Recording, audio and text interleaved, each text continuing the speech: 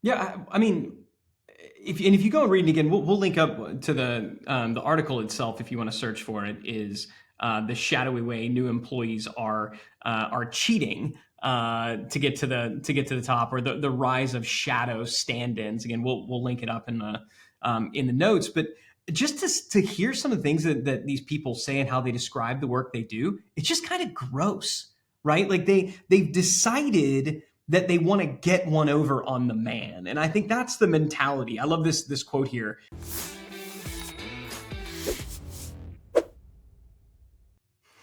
Hey everybody, welcome to another episode of Business Lunch with your host Roland Frasier. That's me and my wonderful co-host and business partner Ryan Deiss. Ryan, how you doing today? I'm doing exceptionally well. How about yourself? I don't know. I'm feeling kind of shadowy, a little bit shadowy. Oh, that's Are you feeling that's shadowy at all? the segue. No, I am kind of losing my mind a little bit. That's total hyperbole. It's not that big a deal. But I did love this article that you sent me and some of the implications around it. So why don't you set it up? Let's dive in. What are we talking about today? Yeah. So this was something that's we kind of we've heard of the Great Resignation and quiet quitting and all the other fun things that are out there. And now there was talk about this shadow stand-in thing. So that's where employees are outsourcing their jobs or parts of their jobs to other people, and basically they will act kind of as mini agencies, I guess it would be. Like they turn, if they've got a job creating ads, let's say for somebody, that they then will hire somebody else to help them with the words, and they'll hire somebody else to help them with the creative, the pics, and and so on and so forth. And then they'll go out and get multiple. They'll apply and be working, like one person said, they were working 5 American salary full paying jobs and outsourcing to the Philippines while themselves living in the Philippines and basically making a killing. Now, I guess all of the questions around that would be the employees don't know, the employers don't know in any of these situations as well. So is it dishonest? Is it okay? Do we not care because we're only paying for a result? Are we losing the value of what we think we should be getting when we pay a salary, when we're effectively not really getting the person that we pay the salary to? Lots and lots of issues around that. So I thought it'd be fun to just kind of riff on it. Yeah, I mean, did you have any initial thoughts as you were going through?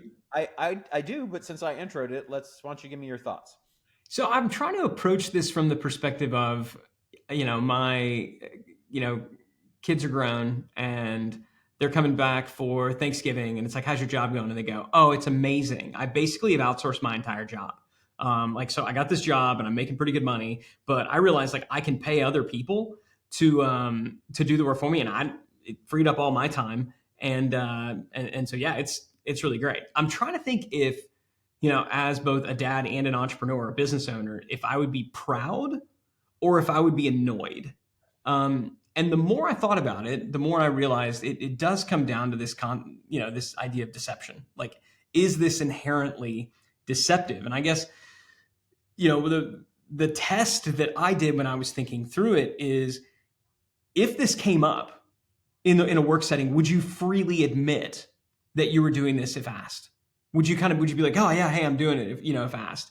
And if no, then I think you have to admit that it's deceptive, that you are being intentionally, deceptive. So I don't think I buy the argument of, what, as we pay people to get stuff done, not necessarily to do it. Because that's on one hand, I think that's true, right? You pay people to get something done. You don't necessarily care how they do it, except you kind of do. And I think you do for a couple of reasons. The first is just privacy concerns. To the extent that there's any sort of, proprietary intellectual property, to the extent that somebody's dealing with any customer records or customer data, if somebody is giving that custody to somebody else, well, that's bad. So just right off the bat, we have to acknowledge like that would be a big fat no-no. But also there's something to, no, I hired you in your particular, skill set, and I'm not getting that. I'm getting something less than. And if I'm hiring you to be a manager, then I want to know that you have the skills of a manager. I think a lot of these people who are attempting this are going to discover, as a lot of people do when they get into, when they start growing in their careers, that doing a task and managing other people to do that task are two fundamentally different things. And even a couple of people in the articles mentioned, like, it worked until I realized that the work product of the people I was outsourcing it to kind of sucked. Right. Yeah. And so I had to go back and like redo it again. So I think for a lot of reasons, the way that they're doing it, this idea of the shadow aspect of it, is just a bad idea. I think it's bad. I think it's dishonest. And I think if I discovered that somebody was doing it, I'd probably fire them. What do you Yeah. think? The other challenge that I have is that what I'm paying for when I hire an employee versus an agency is full access at any time during the work hours. And if you are running effectively an agency and you've got multiple people that you are owing your loyalty to, you're not going to be there when I need you. So I have a problem with the deceptive part of it. I have a problem with the fact that I won't have the access I need, and I have a problem with not knowing who's getting access to my stuff, because these people are giving their logins to lots of different people, and several of them said that they were working for different government jobs that had security access. And so now they've got security access or access to my stuff, and they're sending out the logins to their access to my stuff to people I don't know and that we don't, understand who they are or have any recourse to deal with or any. I mean, I think it's bad on all those fronts. As far as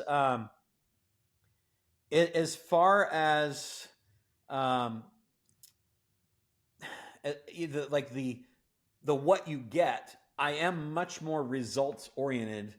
Like if I hire an employee to accomplish the following 5 things and they're giving me all of that work at the quality that we've agreed, then I'm not unhappy from that standpoint. But I definitely think that it's wrong to effectively, it'd be like you came and interviewed for a job with me and I'm like, holy crap, you're going to do my digital marketing and you're Ryan Deiss and look at your rep and all that kind of stuff. And then you're like, yeah, totally, man, I'm there, I'm for you. And then you give it to somebody in the Philippines. And now I think it also harms your reputation, because it's like, man, I thought Ryan was really good at this stuff, but I mean, it seems like almost like it's a second language to him. It's like, I think you would definitely get that. And our experience with agencies time and time again is that they don't ever successfully scale because they can't get past the one person. And I'm saying most of the agencies we deal with, obviously there's giant agencies out there that, that are successful, but really it's, you get sold on a person who's going to deliver a result the way that they deliver it. And then you're not getting that. And that's who you interacted with. They represented that they were going to do it and they just flat out lied to you. But I think that you aren't getting what you were told you were going to get. You were lied to. And so I just have a problem with that generally. So that would be my biggest challenge with it. And all the other stuff, I mean, I like the idea of if you are the super employee, because we talk about this as a concept. You can have super employees where you go and hire a virtual person or a virtual assistant or somebody, in a foreign country or whatever, to help that person do their rote tasks. Or you empower them by giving them RPA, the robotic process automation, or AI to support what they do. I don't think we have any issue with any of that because we know what's going on. But truly outsourcing the core thing that I hired you for, I got a problem with it. Yeah, I mean, if you go and read it again, we'll link up to the article itself if you want to search for it. Is the shadowy way new employees are cheating to get to the top, or the rise of shadow stand-ins. Again, we'll link it up in the notes. But just to hear some of the things that these people say and how they describe the work they do, it's just kind of gross, right? Like they've decided that they want to get one over on the man. And I think that's the mentality. I love this quote here. I'll read directly from the article. It says, others, like the Southern California developer Brandon Nowak, which never freaking hire this dude, have contemplated dipping their toe in the water. He told me that shadow stand-ins are an inevitable outcome to our system of making money. And this is his quote. Companies themselves are taking advantage of you by hiring you to do work which they reap more value from you than they give up. They're taking advantage of you because they're getting more value than they give up. That is the basis of capitalism. I'm not anti-capitalistic necessarily, but I don't fault anyone, myself included, for looking to turn those tables on the companies themselves. And he goes on to say, for-profit corporations are government-sanctioned psychopaths existing only to predatorially and parasitically earn profit. This is another person who said this. I don't want to credit, the other person. Like, corporations are owed no moral obligation whatsoever any more than a hen owns a fox moral consideration. The only rational response is to extract as much value as possible. Which is what a whiny, crybaby, communistic, woke little freaking snowflake. I hope this person gets fired, and it just is gross. So gross. So, I mean, I definitely have thoughts on this. What's your response? Well, I mean, I think anyone who employs either of those people who have now identified themselves out in public is just asking for trouble. But what a childish concept to say that, number one, corporations are made up of people.